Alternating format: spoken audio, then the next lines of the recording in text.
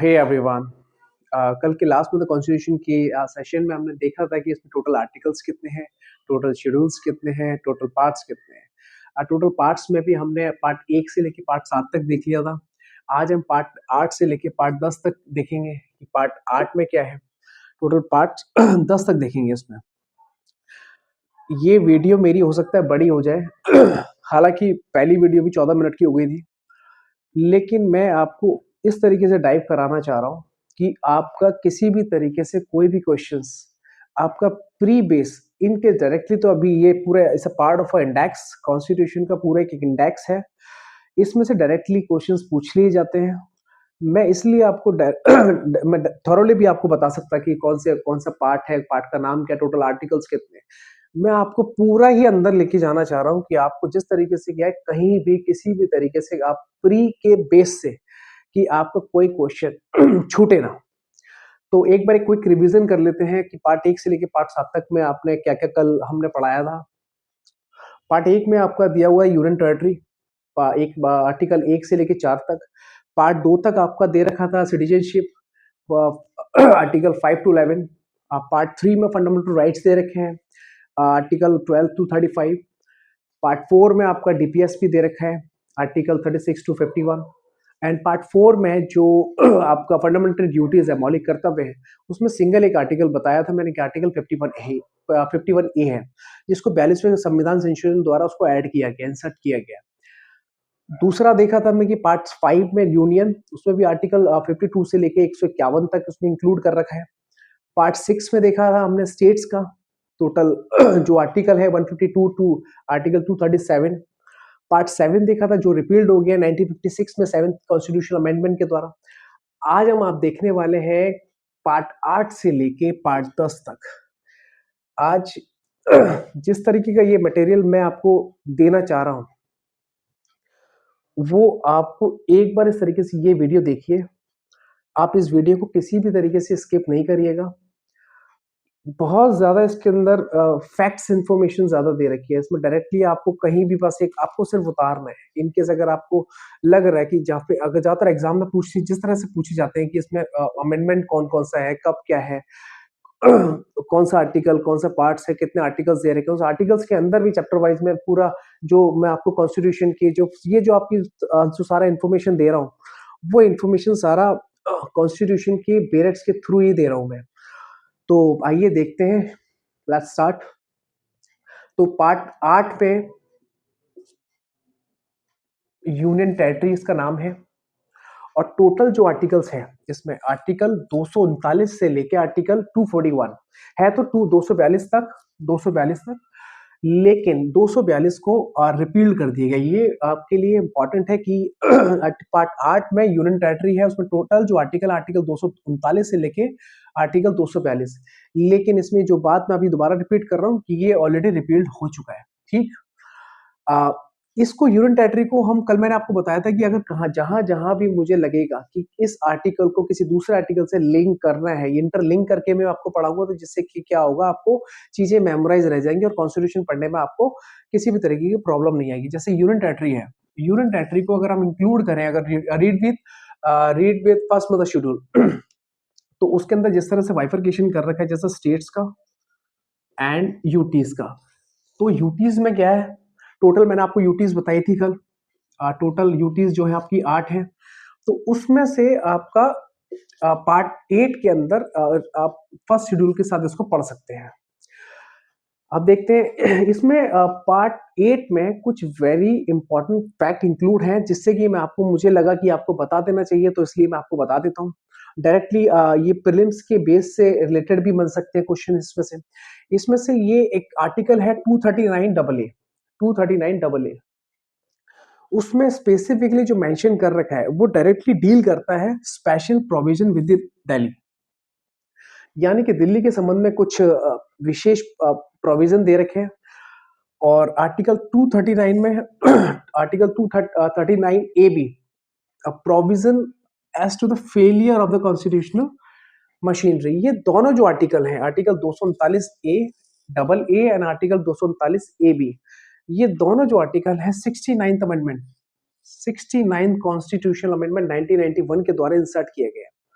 अब इसमें है क्या, मैं आपको बता देता हूँ कि दिल्ली से रिलेटेड इसके अंदर एक प्रोविजन दे रखा है कि एक दिल्ली होगी। दिल्ली को इंसर्ट कब किया गया है? 69 अमेंडमेंट, 69 कॉन्स्टिट्यूशनल अमेंडमेंट। बहुत से प्रीलिम्स में इस तरीके के एग्जाम आ जाते हैं, भले ही वो बीपीएससी का एग्जाम हो या फिर यूपीपीसीएस का एग्जाम हो, मतलब कहीं भी छोटे जो एग्जाम्स हैं पॉलिटी जिसमें इसका डायरेक्टली फैक्चुअल बेस जिसमें क्वेश्चंस आते हैं, वो उसमें उस बेस से आपके लिए बहुत ज्यादा इंपॉर्टेंट हो सकते हैं।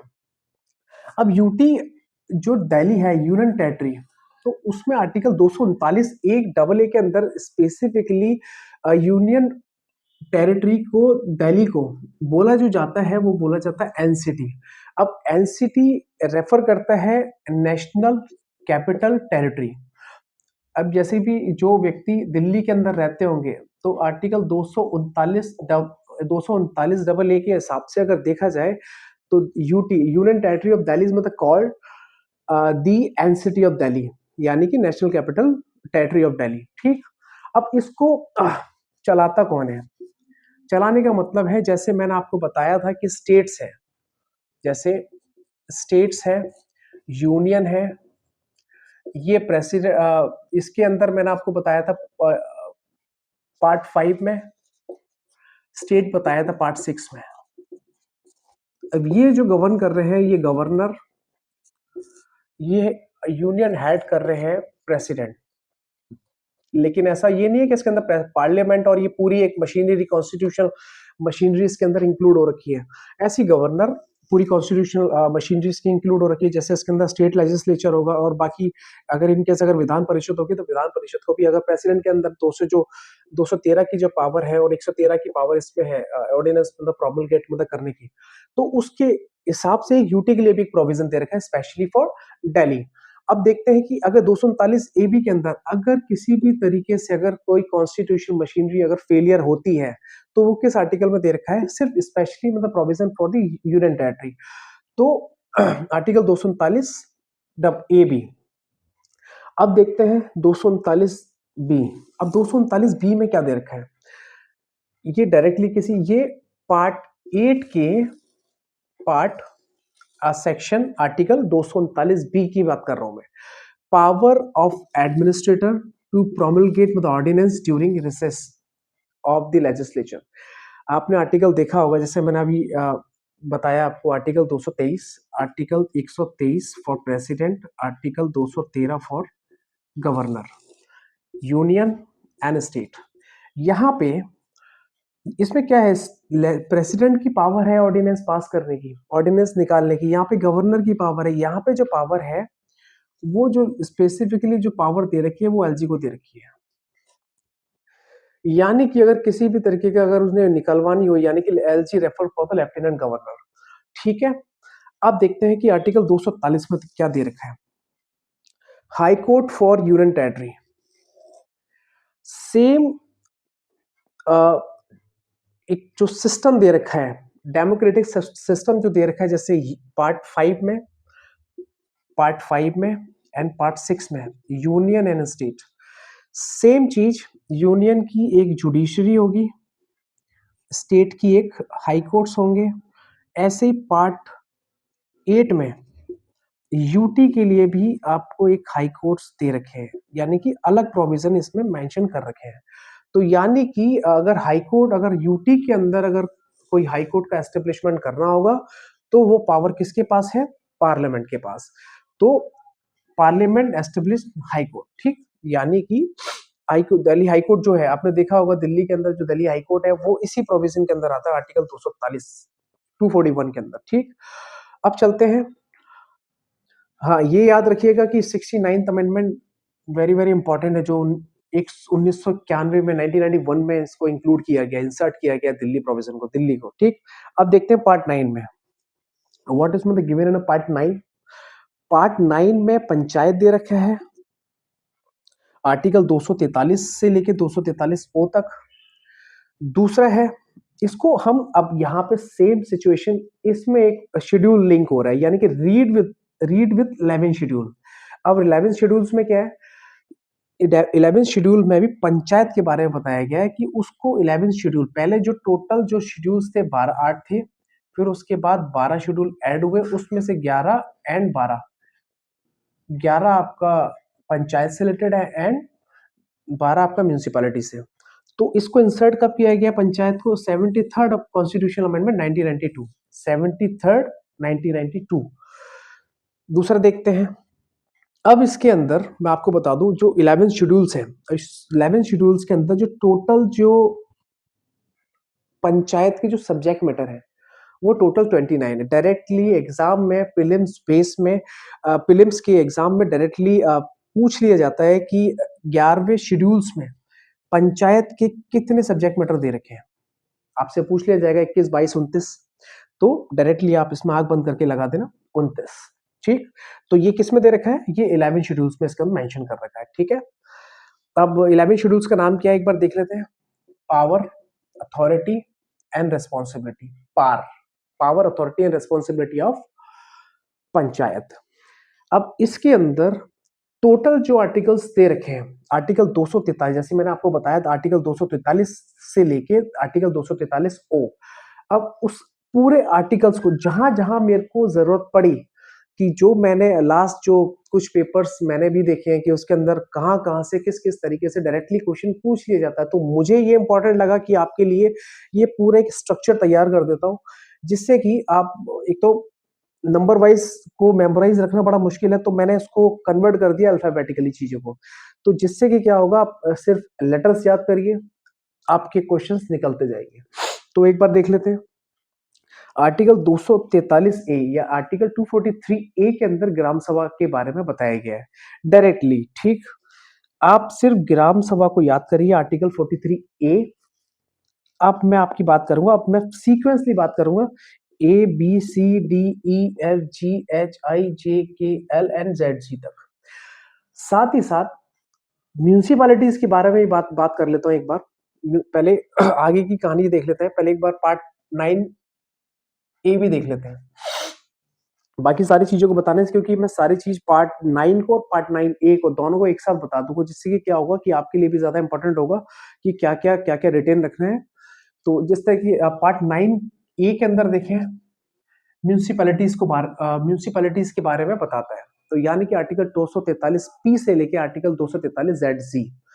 अब इसके अंदर 12 शेड्यूल्स इसके अंदर इंक्लूड कर रखे हैं, उसके अंदर भी टोटल जो बता रखे हैं, उसके अंदर जो टोटल सब्जेक्ट मैटर दे रखे हैं, read with 12th schedule of the constitution, इसमें भी टोटल सब्जेक्ट मैटर दे रखे हैं म्यूनिसिपैलिटीज की, यानी कि उसके पास कौन कौन सी पावर होगी, कौन कौन सी अथॉरिटी होगी, कौन कौन सी रेस्पॉन्सिबिलिटी होगी। तो उसके अंदर जो टोटल जो सब्जेक्ट मैटर दे रखे हैं वो भी आपके 18 दे रखे हैं। अब ये कौन से कॉन्स्टिट्यूशन अमेंडमेंट के द्वारा इसको ऐड किया गया? 74th amendment 1992। ये साफ इसके अंदर मैंने लिख दिया है, आपको किसी भी तरीके से एग्जाम में प्रॉब्लम नहीं आने वाली। तो अब जैसे म्यूनिसिपैलिटीज का मतलब, इनकेस अगर अगर पूछ लिया जाए कि अगर पार्ट 9 के अंदर कौन सा नाम क्या है उसका, आप बता देंगे म्यूनिसिपैलिटीज किससे लिंक है, आप 12th शेड्यूल्स बता सकते हैं। इसमें इंसर्ट कब किया है कि 74th अमेंडमेंट 1992। अब इसका नाम क्या है? पावर, पार, याद रख लो, पार। P stand for power, A for authority, R for responsibility of municipality। Simple. ठीक, अब देखते हैं। अब इसमें टोटल जो आर्टिकल है 243 पी से लेके आर्टिकल 243 जेड जी। ठीक, अब मैं इनको कंबाइन करके पढ़ा रहा हूं, जिससे कि आपको क्या होगा कि आप सिर्फ पंचायत को याद रखो, म्यूनिसिपैलिटीज को नाम याद रखो, फिर इसकी एबीसीडी याद रख लेना, कि इसमें मैं आपको मेंशन कर दूंगा किस किस तरीके से ये इंपॉर्टेंट होने वाला। ठीक, आइए देखते हैं। मैंने आपको बताया था आर्टिकल 243 ग्राम सभा is a part of the panchayat. ठीक, आर्टिकल 243 ए, आप सिर्फ एक ये याद रखिए, ए, फिर बी। बी में क्या हो रहा है? कंपोजिशन ऑफ द पंचायत, यानी कि कॉन्स्टिट्यूशन का गठन कैसे हो रहा है, ये आर्टिकल 243 पी। कंपोजिशन, इसकी संरचना क्या क्या रहेगी, आर्टिकल 243 सी। सी याद रखोगे, composition. Reservation of seats, D. Duration of panchayat, कितने समय के लिए बनेगी, ई याद करो। अब ई, इससे आगे आप लगा देना 243 E, simple. Disqualification of membership, in case अगर किसी भी तरीके से अगर किसी मेंबर्स की अगर डिस्क्वालिफिकेशन होगा तो आर्टिकल 243 जी। ठीक, अगर क्या एक क्वेश्चन ये बनता है कि अंडर किस आर्टिकल के अंदर रिजर्वेशन के बारे में बताया गया है ना, रिजर्वेशन ऑफ सीट्स के बारे में बताया गया, तो डायरेक्टली आप उसके अंदर लगा दोगे आर्टिकल 243 डी, सिंपल। ठीक, अब देखिए ड्यूरेशन कितने साल के लिए हो गया, 243 ई, सिंपल ई। ठीक, डिस्क्वालिफिकेशन अगर देखें तो F 243 F, disqualification of membership is मतलब गिवन अंडर आर्टिकल 243 243 एफ। अब देखते हैं power authority and responsibility, article 243 जी। एक बात इंपॉर्टेंट मैं आपको बताना चाह रहा हूं, 11वीं शेड्यूल्स का, 11वीं अनुसूची का जो नाम है 11 शेड्यूल्स ऑफ द कॉन्स्टिट्यूशन, जो आपका इंसर्ट किया गया 73rd मतलब कॉन्स्टिट्यूशनल अमेंडमेंट 1992 में, इसका जो नाम है वो पावर अथॉरिटी एंड रिस्पॉन्सिबिलिटी है। लेकिन आर्टिकल 243 जी का नाम भी power authority and responsibility of panchayat है। ठीक है, इसमें कंफ्यूज होने की जरूरत नहीं है, और गूगली अगर एग्जामिनर को फेक नहीं हो तो फेक सकता है। 243 जी भी पूछ सकता है और 211 शेड्यूल्स भी पूछ सकता है। ठीक, अब देखते हैं क्या पंचायत को टैक्स इंपोज करने की पावर है। यस है, article 243 H, H stand for power, taxes के बारे में बता रहा है पंचायत की। अब देखते हैं कि फाइनेंस कमीशन, फाइनेंस कमीशन क्या करेगा, रिव्यू करेगा, यानी कि इनकी जो फाइनेंशियल पोजीशन जो होगी, फाइनेंस कमीशन आर्टिकल 243 आई, 243 आई में रिव्यू करने की पावर रखता है। तो ये याद रखना, रिवीजन नहीं है, रिव्यू है। रिव्यू कब होगा, यानी कि अगर पंचायत किसी भी तरीके से किसी फंड को अगर यूज कर रही है तो उस फाइनेंस कमीशन के पास पावर होगी तो उस पर्टिकुलर फाइनेंशियल चीजों को देखने की, कि उसको रिव्यू करने की, क्या जो चीजें इसमें बताई गई है वो सही है या नहीं है। ऑडिट करने की power, audit of account of the panchayat is given in article 243 जे। ठीक, अब देखते हैं इलेक्शन के बारे में। पंचायत में भी इलेक्शन होते हैं, आर्टिकल 243 के, आर्टिकल 243 के, एंड लेकिन साथ साथ वेरी वेरी इंपॉर्टेंट आर्टिकल 243 ओ में जो दे रखा है वो आपको मैं बता देता हूं। आर्टिकल 243 ओ बार है, यानी कि कोर्ट्स को, और हमारे जितने भी इलेक्शन से रिलेटेड अगर किसी भी तरीके कोई इलेक्टोरल मैटर होगा उसमें कोर्ट्स को किसी भी तरीके से इंटरवीन करने की पावर नहीं होगी। मैंने आपको बताया था आर्टिकल 243 ओ, ये लास्ट का है, ओ फॉर बार आप बोल सकते हैं, यानी कि कोर्ट्स को किसी भी तरीके से इंटरवीन करने की पावर नहीं होगी इलेक्टोरल मैटर्स में। ठीक, अब साथ ही साथ मैं आपको म्यूनिसिपैलिटीज के बारे में बताना चाह रहा हूँ कि अब आपने देखा ग्राम सभा, यहां से ग्राम सभा एक बार हटा दीजिए। अब आते हैं म्यूनिसिपैलिटीज में, किसमें दे रखा है, पार्ट 9 बी दे रखा है ना, पार्ट 9 बी, पार्ट 9 ए में। अब कॉन्स्टिट्यूशन को कॉन्स्टिट्यूशन ऑफ म्यूनिसिपैलिटीज कर दो बस, article 243 Q, composition of the municipalities, अभी मैं पंचायत बता रहा था, अब यहाँ पे मैं म्यूनिसिपैलिटीज कर रहा हूँ। आपको कुछ नहीं करना, सिर्फ आर कर देना। कंपोजिशन किसमें दे रखा है म्यूनिसिपैलिटीज का, आर्टिकल 243 आर में। रिजर्वेशन ऑफ सीट्स किसमें दे रखा है, आर्टिकल 243, आर्टिकल 243 टी में। अब इसमें ड्यूरेशन ऑफ मतलब म्यूनिसिपैलिटीज, अभी तक जो मैंने बता रहा था पंचायत बता रहा था, लेकिन अब मैं बता रहा हूँ म्यूनिसिपैलिटीज, तो article 243 you TU, disqualification of membership of the municipalities, Article 243V, power, authority and responsibility is given in for the municipalities, Article 243W, power to impose taxes plus fund of the municipalities, यहाँ पे पंचायत बताया था, अब यहाँ पे municipalities है, article 243X। अब देखते हैं फाइनेंस कमीशन की जो सिचुएशन जैसे पंचायत में दे रखी है रिव्यू करने की, ऐसी म्यूनिसिपैलिटीज में दे रखी है, वो दे रखी है आपकी वाई में, आर्टिकल 243 वाई।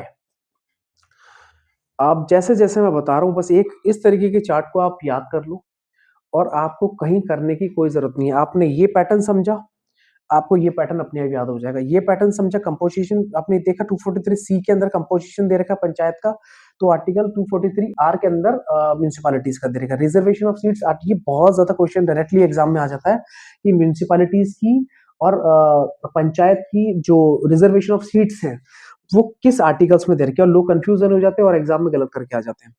तो जैसे इस तरीके से मैं आपको यही बता रहा हूँ कि इस तरह की ये जो स्ट्रक्चर मैंने आपको बताया वो ये आपके लिए है, बहुत ज्यादा इंपॉर्टेंट है।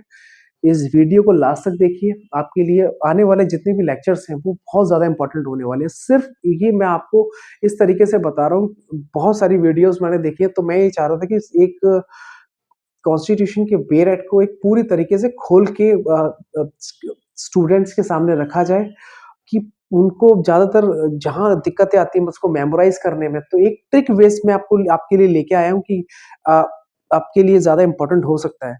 ऑडिट्स के बारे में बता रहा था मैं आपको, फाइनेंस कमीशन जैसे इसकी रिव्यू करने की पावर आर्टिकल 243 वाई में दे रखा है। ऑडिट किस में दे रखा है? आर्टिकल 243 जेड में दे रखा है। Audit of the accounts of the panchayat in given in article 243 j and audit of the account of the municipality article 243 z, that's z। article 243 के में आपके पंचायत के बारे में बताया गया है, ठीक, लेकिन जेड ए में आपके म्यूनिसिपैलिटीज के बारे में बता रहे हैं आर्टिकल 243 जेड ए। बार जैसे मैंने आपको उसमें बताया था, पंचायत के लिए जैसे बाढ़ है कि यानी कि कोर्ट किसी भी तरीके से इंटरवीन नहीं करेगी पंचायत के मामलों में, तो आर्टिकल 243 ओ है। म्यूनिसिपैलिटीज के अगर कोई इलेक्शन होंगे तो उसमें भी किसी भी तरीके से कोई हस्तक्षेप नहीं होगा, यानी कि आर्टिकल इसमें गिवन इन आर्टिकल 243 जेड जी। अब इंपॉर्टेंट ये है, जो पंचायत के अंदर नहीं था वो जो अलग से म्यूनिसिपैलिटीज के पार्ट में दिया गया वो मैं आपको अलग से मैंने उसको उतार के रख दिया है। जैसे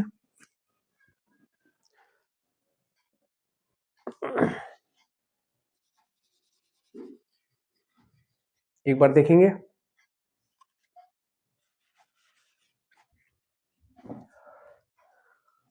आर्टिकल 243S, ये constitution and composition of ward committee के बारे में बता रहा है।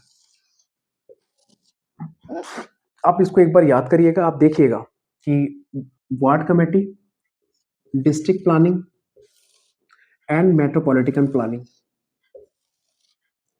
अब आपसे पूछा जाए कि पंचायत में कोई वार्ड कमेटी होती है, यहां तो नहीं दे रखा। क्या डिस्ट्रिक्ट प्लानिंग होती है? यहां तो नहीं दे रखा पंचायत में। क्या मेट्रोपॉलिटन प्लानिंग होती है? नहीं होता। तो इसलिए अलग से मैंने आपको, अब देखते हैं कि सारी चीज मैंने अलग से आपको उतार के बता दिया है। एक बार मैं पूरा एक फाइनल बता देता हूं कि आर्टिकल 243 के अंदर जो constitution and composition of ward committee इसमें गिवन इन आर्टिकल 243S, ठीक। अब देखते हैं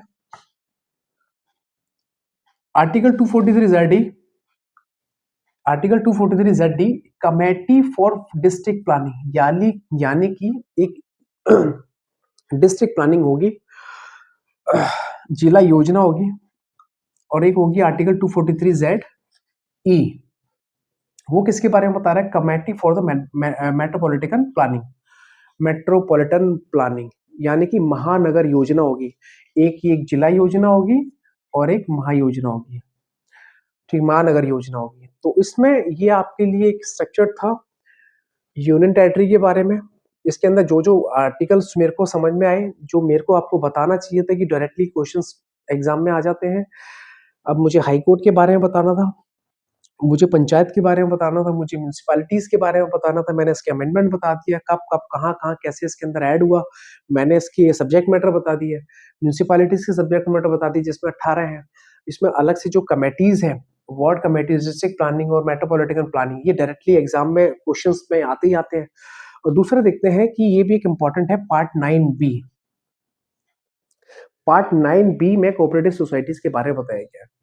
इसको आप आर्टिकल 243 ZH से लेके article 243 ZT, article 243 ZH to article 243 ZT के बारे में, ये तो डायरेक्टली ये एग्जाम में तो हर किसी एग्जाम में आता जाता है। ये पूछा जाता है इसको किस आर्टिकल्स के द्वारा, यानी कि किस कॉन्स्टिट्यूशनल अमेंडमेंट के द्वारा इसको ऐड किया गया है। 97th amendment, 97th constitutional amendment 2011 के द्वारा इसको इंसर्ट किया गया है, ठीक है। बाकी इसके बारे में एक जब नेक्स्ट जो वीडियो बताऊँगा बनाऊँगा उसके अंदर भी पूरा इस तरीके से जिस तरह से मैंने जो स्ट्रक्चर बनाया गया है जैसे पंचायत का और म्युनिसिपैलिटीज़ का ऐसे कोऑपरेटिव सोसाइटीज़ का भी बना दूँगा। जिससे कि क्या होगा सिर्फ़ इसको एक पेज में आप इसको उतार लेना और जिससे कि क्या होगा कि आप उसको उतारो और एग्ज़ाम के टाइम पे देने चले जाओ। फिर मेमोराइज़ करना बहुत ज़रूरी है। तो पार्ट 10 के अंदर दे रखा है scheduled and tribal areas article 244 से लेके आर्टिकल 244 ए से 2 ही आर्टिकल दे रखे हैं। तो अ, इस तरह ये आपके लिए बहुत ज़्यादा एक अच्छा डेटा है। मैं चाहता कि बाकी और लोगों की तरह भी आपको एक बता देता कि पार्ट 1 के अंदर इतना दे रखा है, इतने आर्टिकल्स हैं, इसका नाम है, ये है और ऐसी इस तरह से पूरे आर्टिकल, पूरे पार्ट्स में आपको बताया था जिससे कि मैं नहीं चाह रहा था कि किसी भी तरीके से बच्चों के साथ कोई अ, किसी भी तरीके से मिसअंडरस्टैंडिंग करे क्लास मतलब स्टूडेंट्स की। हाँ, ज़्यादातर क्या होता है कि लोग कॉन्स्टिट्यूशन का सिर्फ़ डायरेक्टली उतार लेते हैं, पार्ट 1 के अंदर पार्ट नाम दे रखे हैं, उसमें टोटल आर्टिकल्स दे रखे हैं, पूरा टोटल ऐसे ही उतार लेते हैं। अब आप इस तरीके से आपको पढ़ेंगे तो आपके लिए कितना ज़्यादा इम्पोर्टेंट होगा कि पहली ही वीडियो के अंदर आपको इस तरह डेटा मिल रहा है। अगर आगे जो आने वाली जो वीडियोज़ हैं, जो बाकी जो पार्ट 11 टू 22 तक जो पार्ट में जो बताने वाला हूँ, सेम मैंने पहली वीडियो में भी ऐसे ही बताया था। इस वीडियो में भी इतना ही ज़्यादा बताया है। आने वाली जो वीडियोज़ होंगी उसमें भी इस तरह की सारा डेटा जो आपके लिए इम्पोर्टेंट होगा, मैं सिर्फ़ आपके लिए ही कर रहा हूँ। तो अगर ये कंटेंट अगर मेरा अच्छा लगा हो और कोई चीज़ें अगर मेरे को आपको रह गई हो तो मेरे को कमेंट करिए, इसमें लाइक करिए, शेयर करिए, इस वीडियो को सब्सक्राइब करिए, इसको अपने दोस्तों को, अपने जो भी तैयारी कर रहे हैं उनको सेंड करिए। कल की वीडियो के अंदर मैंने गलती से आर्टिकल 32 में ये बता दिया था कि सुप्रीम कोर्ट और हाई कोर्ट को दोनों को पावर होती है। वो आर्टिकल शायद ये जल्दबाजी में निकला था, तो ये आर्टिकल 226 में है हाई कोर्ट को पावर और आर्टिकल 32 के अंदर सुप्रीम कोर्ट को पावर है कॉन्स्टिट्यूशनल रेमेडी में। जो फंडामेंटल राइट्स में मैं आपको बता रहा था, वो टोटल 12 से लेके 35 में जो आर्टिकल 32 के बारे में बता रहा था, वो जो रिट्स निकालने की जो पावर है वो सुप्रीम कोर्ट को है आर्टिकल 32 में, 226 में आपकी जो पावर है वो हाई कोर्ट के बारे में बताया गया है। तो नेक्स्ट वीडियो में मिलते हैं आपसे। अगर ये वीडियो अच्छी लगी हो तो लाइक करिए और अपने दोस्तों को सेंड करिए। Thank you very much.